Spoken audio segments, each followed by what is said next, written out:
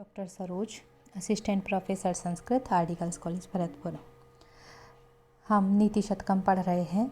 इसमें स्वाभिमानी प्रशंसा का प्रसंग चल रहा है। यहाँ हम 34वां श्लोक पढ़ने जा रहे हैं। सन्त्यन्ये अपि बृहस्पति प्रभृतयः संभाविताः पंचशः तान् प्रत्येष विशेष विक्रम रुचि राहुल न वैरायते द्वावे विग्रस्ते दिवाकर निशा प्राणेश्वरो भास्वरो भ्रातः पर्वणि पश्य दानवपति शीर्षावशेषा कृतिः। कि अन्य अपि दूसरे भी बृहस्पति प्रभृतय बृहस्पति आदि जो ग्रह हैं वो संभावितः सम्मानित हैं। पंचसाह 5-6 ग्रह संति और भी हैं। बृहस्पति आदि 5-6 ग्रह सम्मानित हैं।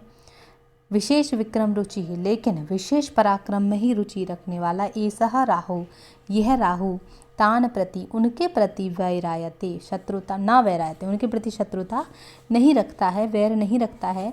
शीर्षावशेषाकृति ही शिर मात्र आकृति वाला दानवपति ही दानवराज राहु द्वौ भास्वरौ केवल 2 भास्वरौ चमकीले यानी कि सूर्य और चंद्रमा दिवाकर निशा प्राणेश्वरौ दिन और रात के जो स्वामी हैं अर्थात सूर्य और चंद्र ग्रहों को ही पर्वणि अमावस्या और पूर्णिमा के पर्व पर ग्रसते उनका ग्रसन करता है। भ्रातः हे भाई इसलिए पश्य देखो कि इतने 5-6 ग्रह और भी हैं, नवग्रह हैं। उनमें से बृहस्पति आदि बड़े ही पराक्रमी और सम्मानित ग्रह हैं, लेकिन राहु जो है उसे उनमें कोई रुचि नहीं है। उसे विशेष पराक्रमी ही या विशेष ग्रह ही चाहिए जिससे कि वो शत्रुता कर सके। इसलिए केवल वो चमकीले दिन और रात के स्वामी जो विशेष ग्रह हैं, दिन और रात के जो स्वामी हैं अर्थात सूर्य और चंद्रमा, उनको ही वह ग्रसता है। पराक्रमी मनुष्य निर्बल लोगों पर प्रहार नहीं करते, वे तो तेजस्वी लोगों को ही अपना लक्ष्य बनाते हैं। इसी तथ्य को यहाँ पर राहु के उदाहरण से महाकवि ने बतलाया है। आकाश में बृहस्पति, शुक्र, मंगल आदि 5-6 और भी प्रसिद्ध ग्रह हैं, किंतु दानवराज राहु उन पर आक्रमण नहीं करता है। ये तो विशेष पराक्रम दिखाने में ही रुचि रखता है। अतः अमावस्या और पूर्णिमा के पर्वों पर क्रमशः सूर्य और चंद्रमा को ही ग्रसित करता है। वीर पुरुषों की भी ऐसी ही स्वाभाविक प्रवृत्ति होती है।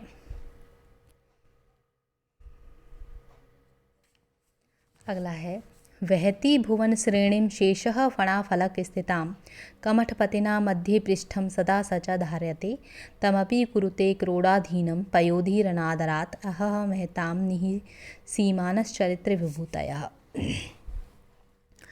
इस संसार में एक से एक बढ़कर सामर्थ्य वाले महापुरुष भरे पड़े हैं। इसी विषय में कह रहे हैं कि शेषनाग फणा फलक स्थितां अपने फणों पर स्थित भुवन श्रेणी इस संपूर्ण लोक समूह को वहती धारण करता है। सहचा और वह शेषनाग भी कमठपतिना कूर्मराज यानी कछुए के द्वारा मध्य पृष्ठम अपनी पीठ पर बीच में पीठ पर सदा धारते सदा धारण किया जाता है। पयोधि महासागर तम अपि उस कूर्मराज को जो महासागर है उस कच्छप को उस कूर्मराज को भी अनादरात बिना प्रयास के ही बिना ऐसे ही क्रोडाधीनम कुरुते अपनी गोद में रख लेता है। अरे आश्चर्य है महता महापुरुषों की चरित्र विभूतयः चरित्र की संपत्तियाँ निसीमानः असीम होती हैं। कह रहे हैं कि संसार में सामर्थ्यवान महापुरुषों की कमी नहीं है। पौराणिक मान्यता के अनुसार शेषनाग अपने फणों पर सारे लोगों को धारण करता है, किंतु वह भी गर्व नहीं कर सकता। कच्छपराज उस शेषनाग को भी अपनी पीठ पर धारण करता है।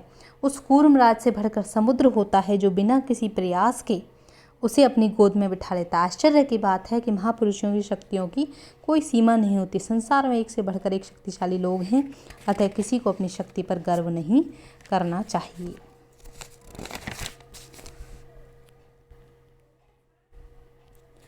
वरम पक्षच्छेदः वरम प्राणोच्छेद समद मधवन मुक्त कुलिश प्रहारैरुदगच्छद बहुल दहनोदगार गुरुभिः तुषाराद्रेः सूनोरहः पितरी क्लेश विवसे न चासौ संपातः पयसी पयसां पत्यो रुचितः। तुषाराद्रेः यहाँ मैनाक के उदाहरण के द्वारा परिजनों को संकट में छोड़कर केवल अपने प्राण बचाने वाले कायर पुरुषों की निंदा करते हुए कवि कहते हैं कि तुषाराद्रे हिमालय के सूनो पुत्र, हिमालय के जो पुत्र है मैनाक, उसके द्वारा उदगच्छद बहुल दहनोदगार गुरु भी, उदगच्छद उठती हुई, बहुल दहनोदगार अत्यधिक भयंकर आग के कारण, गुरु भी भयंकर, समद मधवन मुक्त समद मत वाले मधवन इंद्र के द्वारा मुक्त चलाए गए कुलिश प्रहारई वज्र के प्रहारों से प्राणोच्छेद वरम, प्राण त्याग देना श्रेष्ठ था। आश्चर्य है, हाय पितरी क्लेश व्यव से, अपने पिता के क्लेश में होने पर, संकट में होने पर भी, संकटग्रस्त होने पर भी, असौ यह पयसाम पत्युहु समुद्र के, पयसी जल में, पयसाम पत्यु समुद्र के जल में, संपातः छिप जाना, वह जो मैनाक था अपने पिता को बचाने की बजाय, उनकी रक्षा करने की बजाय जो समुद्र के जल में जाकर छिप गया था, तो यह न उचित नहीं था। अपने माता पिता आदि पूज्य जनों को संकट में छोड़कर केवल अपने प्राण बचाने की चेष्टा करना निम्नता का, तुच्छता का द्योतक है। ऐसी स्वार्थ भावना नितांत अनुचित होती है। इस तथ्य को पौराणिक प्रतीक कथा के माध्यम से स्पष्ट करता हुआ कवि कहता है कि जब इंद्र ने पर्वतों के पंख काटना शुरू किया, तब मैनाक का प्राण रक्षार्थ पलायन करना उचित नहीं था। यदि वह इंद्र के आग उगलने वाले भीषण जो वज्र प्रहार थे उनके आगे भी प्राण छोड़ देता तो श्रेष्ठ था, किंतु अपने पिता पर्वतराज हिमालय को विपत्तिग्रस्त छोड़कर स्वयं समुद्र में छिप जाना नितांत अनुचित था। मनस्वी लोग आत्मरक्षा की चिंता ना करके पहले अपने परिवार को बचाने की चेष्टा करते हैं।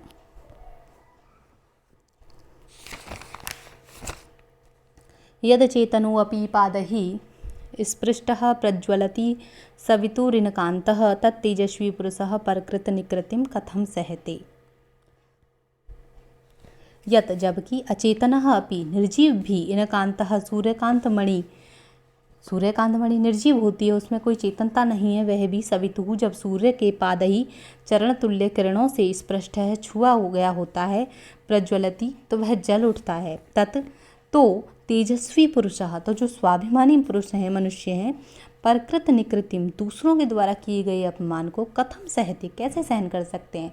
जब अचेतन सूर्यकांत मणि पर जब उससे भी ज़्यादा तीव्र सूर्य की किरणें पड़ती हैं तो उनके छूने पर वह भी प्रज्वलित होता है क्रोध के कारण, अपने को अपमानित सा महसूस करते हुए। तो कह रहे हैं कि स्वाभिमानी व्यक्ति आत्मसम्मान को सबसे बड़ा धन मानता है। अपमान को चुपचाप सहन कर लेना उसका स्वभाव नहीं है। सूर्यकांत मणि जड़ पत्थर होते हुए भी तेजस्विता का परिचय देता है। यदि सूर्यकांत मणि को धूप में रख दें तो वह सूर्य के किरण रूपी पैरों के स्पर्श को सहन नहीं करता और स्वयं भी आग उगलने लग जाता है। जब जड़ सूर्यकांत मणि की यह स्थिति है, तब कोई स्वाभिमानी तेजस्वी पुरुष चेतन होकर शत्रुकृत अपमान को कैसे सहन कर सकता है। अपमान सहन करना तो कायर पुरुषों की प्रवृत्ति होती है, वीरों का स्वभाव नहीं। सिंह शिशुरपि निपतति मदमलिन कपोलवित्तिषु गजेषु प्रकृतिरियं सत्ववतां न खलु वयस्तेजसो हेतुः। कि शिशु अपि बालक भी, सिंह शेर का शावक जो होता है, बच्चा होता है, वह भी मदमलिन कपोलवित्त मज्जल से मलिन कपोलों वाले गजेशु हाथियों पर निपतति आक्रमण कर देता है। यह सत्ववताम यह स्वाभिमानियों की या बलशालियों की प्रकृति स्वभाव ही होता है। वयह उम्र का तेजसः तेज का हेतु ना कारण, उम्र किसी के तेज का हेतु ना कारण नहीं होती है निश्चित रूप से। यहाँ कह रहे हैं सिंह शावक शैशव अवस्था में भी पराक्रमी होता है, वह मतवाले हाथियों पर टूट पड़ता है, चाहे वे कितने ही विशालकाय क्यों ना हों। ऐसा शौर्य, ऐसी वीरता, ऐसा पराक्रम बलवान लोगों को उनको जन्म से ही प्राप्त होता है, स्वाभाविक गुण होता है उनका। छोटी या बड़ी उम्र तेजस्विता का कारण नहीं होती है। कायर तो बड़ी उम्र में भी कायर रहता है, जबकि वीर पुरुष बचपन में भी अपूर्व शौर्य का धनी होता है। यहाँ पर इस प्रकार से स्वाभिमान की प्रशंसा, यह प्रसंग यहाँ समाप्त हो जाता है। धन्यवाद।